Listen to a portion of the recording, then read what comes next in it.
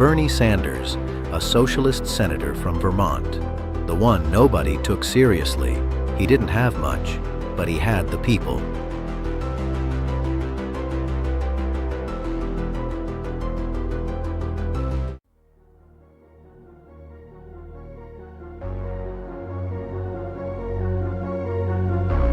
Then there was her. She had the plan, she had the party, she had the money, and she had the war room. You know, the place where everyone goes when you want to make sure that the fix was in.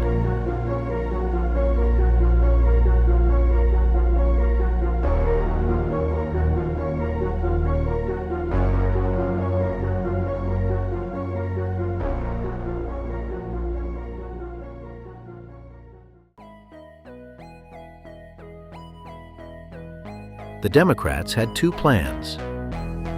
Plan 1, Operation Blackout. Plan 2, the Pied Piper strategy. No need for a Plan 3. The rest would surely fall into place. Debbie Wasserman Schultz, DNC chair. Hillary's fixer. The woman who always answered when someone reliable was needed. What could possibly go wrong?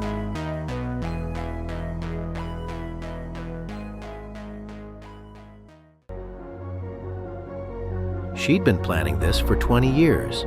The donors were lined up. The party infrastructure was in place. She even had the superdelegates. There's no way a 74-year-old socialist from Vermont was getting in the way. But Debbie had a plan for that. How's the socialist sitch? When is his time finally up? It's already over. He just doesn't know it yet. Hey, quick question. I voted Obama twice, knocked on doors for him and everything, and I'd do it again. But now I'm all in for Bernie. He's a great guy. You guys wouldn't really screw him over, would you? I can't say for sure I'd stick around if you do. And I'm not the only one. Sure you will, sweetie. They always say that. They'll fall in line. Where else are they going to go? Not even Chad knew just how serious he really was.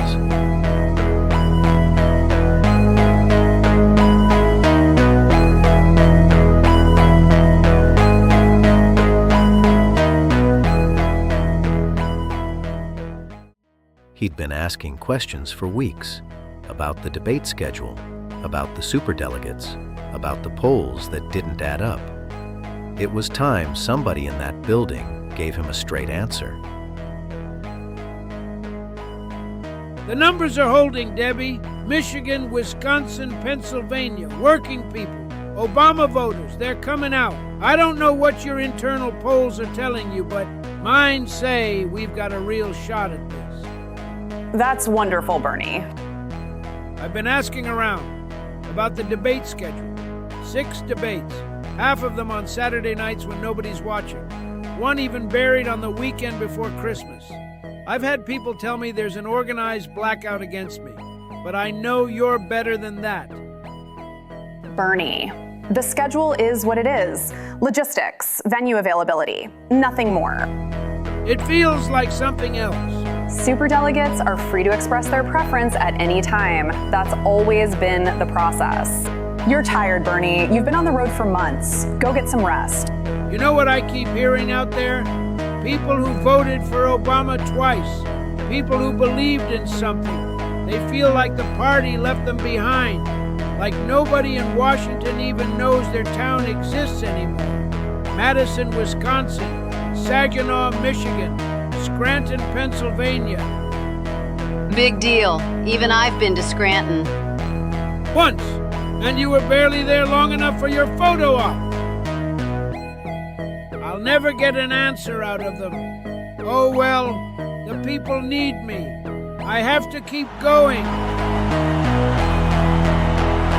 They told you this town didn't matter anymore. Well, they were wrong. We're going to get every last one of those factories going again, and we're going to bring those jobs back. And in the forgotten towns, For the first time in a long time, somebody had finally shown up. But the press was none the wiser. The Dems had different plans for them. The Pied Piper project was full steam ahead. Full hour, live, no commercial breaks, every network. He's loud, he's obnoxious, and he's great for TV. We have to make sure he's the last man standing in time for the general. Then there's no stopping us from there. Like taking candy from a baby. $2 billion in free airtime. That's what they gave him. Not because they believed in him, but because they trusted the plan. They started a fire, confident it was all under control. And just like that, he was everywhere.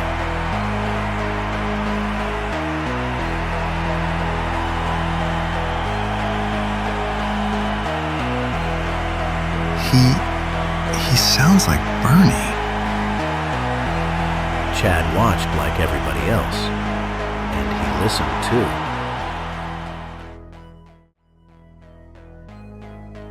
Something's not adding up.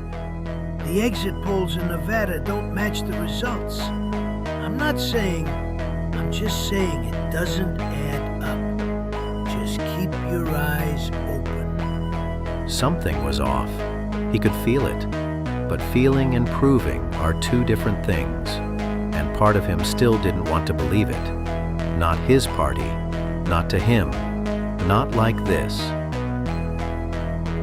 And then, July 22nd, WikiLeaks, 19,000 emails. Released like a grenade into Convention Week, 3 days before the most important moment of the primary season. And suddenly, everything he had suspected but couldn't prove was there, in writing, with timestamps. The damage was done, but the fallout had just begun.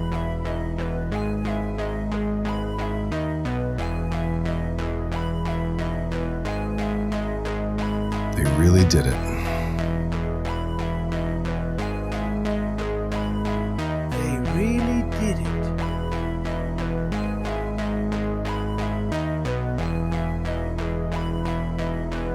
It's WikiLeaks. Both accounts. 19,000 and... How many? all of it. The scheduling memos, the internal polling, the media strategy, Operation Blackout, the Pied Piper strategy, all of it.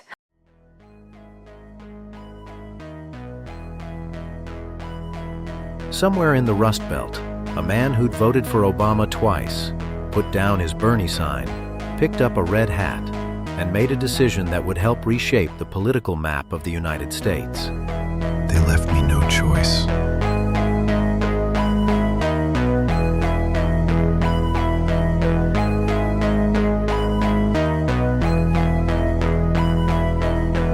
November 8th, 2016, election night. They had followed their plan to a T, and their plan worked perfectly. Right up until it didn't. 3 states, 80,000 votes, a margin thin enough to see through. Michigan, Wisconsin, Pennsylvania. Bernie had won all 3 in the primary, running on the same message Trump used to flip them in the general. The forgotten towns, the shipped jobs, the rigged system.